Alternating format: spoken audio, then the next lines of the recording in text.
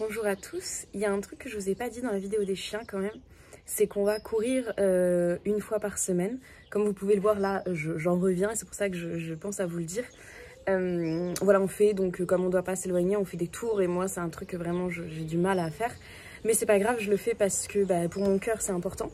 Dans cette période, je sais que c'est pas facile de se motiver à aller faire du sport, mais s'il y a bien, parce que je vois trop des trucs fessiers, abdos, machin, je suis là, mais s'il y a bien un muscle que vous devez entretenir, c'est vraiment votre cœur parce que on perd très vite à faire que du canapé et puis c'est vraiment le plus important, enfin, à mon avis en tout cas. Donc en ce moment, je fais pas beaucoup de sport parce que j'ai un peu la flemme. La situation est pas facile, je pense, pour tout le monde et le moral est pas forcément là. Mais je me bouge pour aller courir parce que je sais que s'il y en a un que je dois faire fonctionner, c'est mon cœur. Moi, je perds assez vite en cardio, je le retrouve aussi assez vite.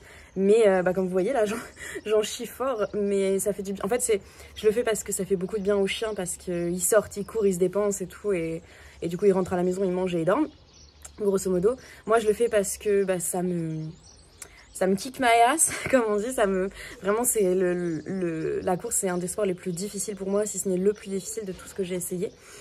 Enfin j'entends la course d'endurance, hein. La course, les sprints ça va, mais la course d'endurance ça me flingue. Donc voilà, là j'ai pris mon petit shot d'endorphine, je vais aller faire un smoothie et puis on va y aller pour cette journée.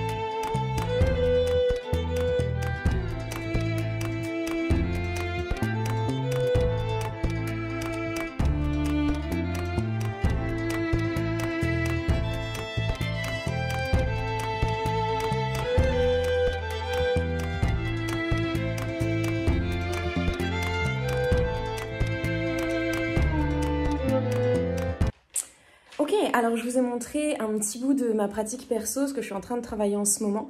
Depuis l'opération de mon genou, j'ai pas trop confiance dans mes jambes, donc c'est ce que je suis en train de travailler vraiment beaucoup en ce moment. Que ce soit au niveau de l'équilibre, au niveau juste de plier le genou, au niveau de la force évidemment. Je le craignais beaucoup depuis plus d'1 mois. Là voilà, il y a Kaloul. Attendez, est-ce que vous voyez ce gros bébé? Oh, lèche-toi le kiki. Qu'elle a vraiment un truc avec les tapis de yoga, c'est terrible. Qu'est-ce que c'est ça, mon chien? C'est quoi ça, mon bébé? Ce chien adore les tapis de yoga, c'est incroyable. Bref, donc ouais, en ce moment, je travaille beaucoup sur mes jambes, retrouver mon aptitude à faire tout ce que je savais faire avant, sans avoir peur de me faire mal, sans avoir peur de déchirer la cicatrice ou je ne sais quoi. Donc voilà, en ce moment je fais beaucoup ça, donc de l'ouverture de hanche, du travail du psoas parce que des œufs psoas parce que de toute façon j'étais pas à l'aise sur chacune de mes jambes au final. Donc voilà, je retravaille pas mal ça là, en ce moment.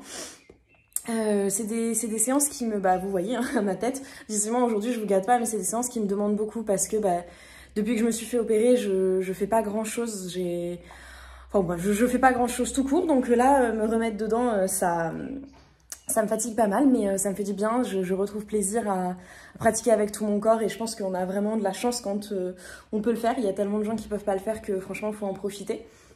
Donc c'est trop cool en ce moment. C'est plein de bonnes vibes au niveau du yoga et de ma pratique. Évidemment, comme je travaille beaucoup moins les cours pour mes élèves, vu que j'en ai beaucoup moins qui prennent de cours, je me ressens beaucoup plus sur ma pratique et c'est chouette. C'est vraiment hyper chouette, ça me fait beaucoup de bien. J'ai plus de bras, j'arrive même plus à vous tenir, je suis désolée. Donc voilà, j'espère que ça vous aura plu. Je sais que vous êtes beaucoup à vouloir savoir ce que je fais au niveau de ma pratique, mais le problème c'est que c'est très personnel. J'ai eu un problème de genou, donc je suis en train d'essayer de rectifier le tir et en fait c'est tout le corps, mais oh mon cœur, oh mon bébé, oh mais regardez-le.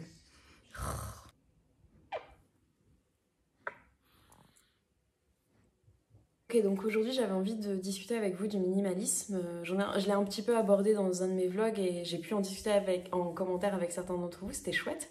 J'avais fait une vidéo là-dessus, je pense il y a 4-5 ans, je sais plus trop. Je pense que ma vision a un peu changé, mais pas tellement parce que les raisons qui m'ont poussée à le devenir, en tout cas à reconsidérer ces choix-là dans ma vie sont toujours les mêmes maintenant.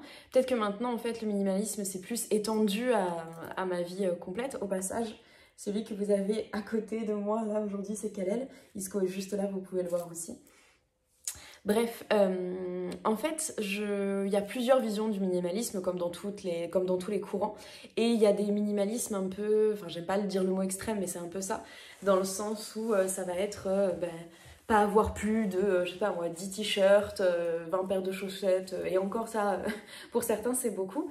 Et donc ça va être leur vision du minimalisme, avoir presque rien, enfin, ce genre de choses. Et c'est une démarche qui est hyper respectable et tout, mais c'est pas la mienne. Moi, en fait, je suis plus dans ce qui m'est essentiel. En gros, ce qui m'est essentiel, on va prendre les fringues parce que c'est quelque chose qu'on s'encombre facilement. Ce qui m'est essentiel, moi ça va être toutes les tenues de yoga, les tenues de sport en général parce que je suis prof de yoga et donc j'en utilise quand même pas mal. Ça peut m'arriver de me changer plusieurs fois par jour. Quand j'ai des cours où je transpire de fou, voilà, je me douche et je me change. Donc je sais pas, je vous montrerai un peu ce que j'ai, mais peut-être que pour beaucoup de gens ça va paraître beaucoup de tenues de sport, mais au final moi c'est quasiment que comme ça que je m'habille maintenant.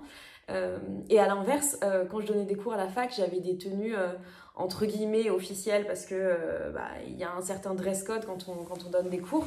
Et ça, j'en ai gardé que très peu. J'ai donné la plupart des choses, j'en ai vendu quelques-uns, mais vraiment pas beaucoup. Et voilà, et maintenant j'en ai plus du tout besoin, donc c'est quelque chose qui m'encombre plus.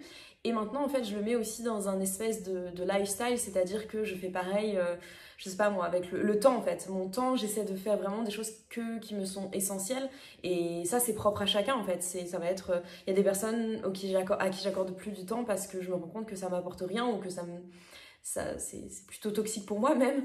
Voilà, par exemple les bouquins, ceux que j'ai, parce que c'est pareil aussi dans les bouquins, il y en a plein qui disent ok, débarrassez-vous de tous vos bouquins. Moi c'est pas le cas parce que c'est des bouquins que qui vont dans ma démarche du yoga, parce que là c'est beaucoup de choses sur le yoga.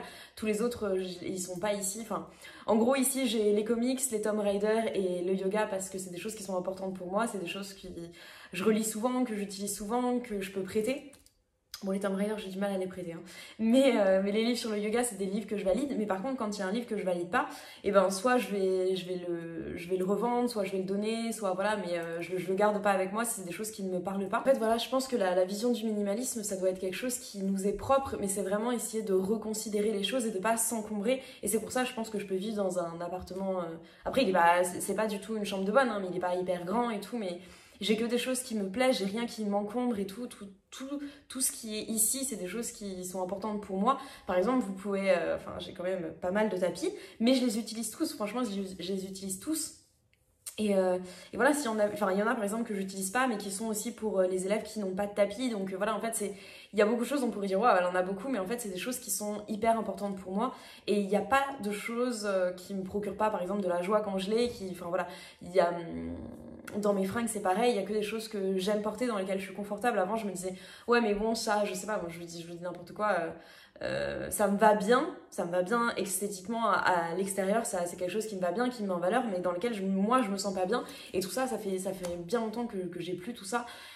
Pareil pour les fringues de sport, je sais que c'est un sujet un peu délicat quand on essaie de faire attention à l'écologie, parce que les fringues de sport, c'est un des textiles qui pollue le plus. Moi, il y a 3 marques sur lesquelles je vais beaucoup. Nike, alors Nike, voilà. Bon, en plus, j'en ai de moins en moins, cela dit, mais j'ai été une très grande pro Nike pour les chaussures de running. C'est toujours ce que je prends parce que les chaussures de running, je les use quand même pas mal. C'est toujours ce que je prends parce que c'est les chaussures dans lesquelles je me sens bien et j'ai pas envie de me blesser. Donc oui, j'achète encore des Nike. Alors par contre, des chaussures de ville Nike, j'ai tellement de Air Force que avant que je les utilise toutes et que voilà, je pense que j'ai le temps de voir venir, mais ouais. Donc pour le yoga, ouais, le Nike, Alo Yoga et Lululemon. Donc Lululemon, je sais que c'est un petit peu compliqué de s'y retrouver dans leur shop parce que en fait ils ont plein de textiles différents, mais il faut que vous alliez sur la page nos tissus, je crois, et en fait vous avez tous les tissus différents et en fonction de ce que vous voulez faire, bah voilà, il y a des choses qui vont être beaucoup mieux pour le yoga, d'autres pour autre chose, enfin vous verrez. Et donc Alo Yoga c'est un truc spécial pour le yoga, donc là-dessus il n'y a pas de problème. Mais Lululemon et Alo Yoga ils font un peu plus attention à ce qu'ils prennent comme tissu. Après c'est sûr que voilà, c'est assez compliqué, mais moi je me vois pas faire du sport, faire du yoga dans un jean qui va me durer 20 ans. Enfin voilà, donc c'est ce que j'utilise. C'est pas la chose la plus écologique, mais c'est des choses par contre qui sont durables en fait. Par exemple, moi j'ai des leggings Nike depuis un bail. En fait si je peux plus les mettre, c'est parce que j'ai pris du poids et qu'ils me vont plus. Mais voilà, c'est des choses qui tiennent dans le temps. Donc au niveau du minimalisme aussi, c'est un truc qui...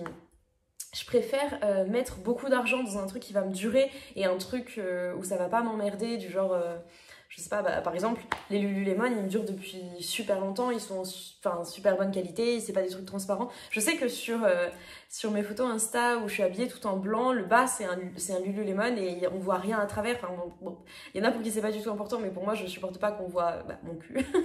mais ouais, c'est des choses qui sont importantes et je préfère acheter des choses chères mais pour le sport qui vont me durer, ou alors des pièces, des fringues je veux dire de tous les jours qui vont me durer. Je vais pas en avoir 15 000, mais c'est des choses qui vont me durer et ça va être je sais pas moi, du lin ou des choses qui vont un petit peu durer dans le temps et qui détruisent pas la planète quand on le produit, plutôt que 12 000 trucs que je vais changer, etc. Il y a aussi la seconde main, enfin il y a plein de trucs. Mais je pense que le minimalisme, il faut vraiment y réfléchir et pas juste regarder des vidéos où on montre comment se débarrasser de tout. Il faut utiliser des choses qui ont un sens pour nous. C'est comme par exemple les voitures. Bah moi j'ai une BM et en fait je l'ai prise pas parce que je voulais une BM, mais parce que c'était la plus confortable pour les loups et c'est quelque chose qui est hyper important pour moi. Dans ce qui était dans mes budgets et tout, bah, j'ai pris un break de chez BM et c'est le truc qui me va le mieux pour eux. J'avais fait tout un post là-dessus. Si j'avais dû me prendre une voiture pour moi, j'aurais pas du tout pris ça parce que j'étais pas du tout prête à avoir un break, vraiment pas. Mais voilà, c'est ce que j'ai fait, j'en suis hyper contente et ils sont hyper bien. On peut faire des trajets assez longs et ils sont super bien, ils ont beaucoup de place, donc c'est pour ça que je l'ai fait, et parce que c'est ce qui m'était essentiel à moi dans l'absolu. Oui, j'avais pas besoin d'une BM, mais j'avais envie d'un truc... Je suis quelqu'un qui a souvent des migraines et les voitures qui font un bruit constant quand on roule, ça me flingue, vraiment ça me flingue. Et voilà, c'est un truc qui peut paraître luxueux pour certaines personnes, mais moi j'ai besoin d'une voiture hyper silencieuse parce que sinon, je peux pas conduire, je supporte pas les trajets, enfin c'est un peu compliqué quoi. Mais voilà, en fait, le minimalisme, je pense que c'est pas juste se séparer de tout, c'est faire les bons choix en conscience et ce qui nous est essentiel pour nous. Et encore une fois, ça va dans tout ce qui est yoga, dans tout ce qui est Ayurveda, dans tout ce que vous voulez. C'est pour ça que je pense que maintenant c'est une démarche beaucoup plus globale de ma part. C'est des trucs qui vous apportent vraiment du bonheur à vous, et peu importe ce que les autres en disent, ça fait sens pour vous. Par exemple, des plantes, j'en ai beaucoup, mais c'est un truc qui m'apporte vraiment du bonheur. Enfin, j'adore les voir grandir. Je suis pas du tout minimaliste au niveau de mes plantes. Enfin, si on prend la définition du minimalisme, avoir très peu de choses, j'en ai beaucoup, mais c'est quelque chose qui me fait du bien, c'est quelque chose qui je pense fait du bien à la plupart de mes élèves, pas tous mais la plupart, et voilà, c'est un truc c'est thérapeutique de s'en occuper, donc voilà.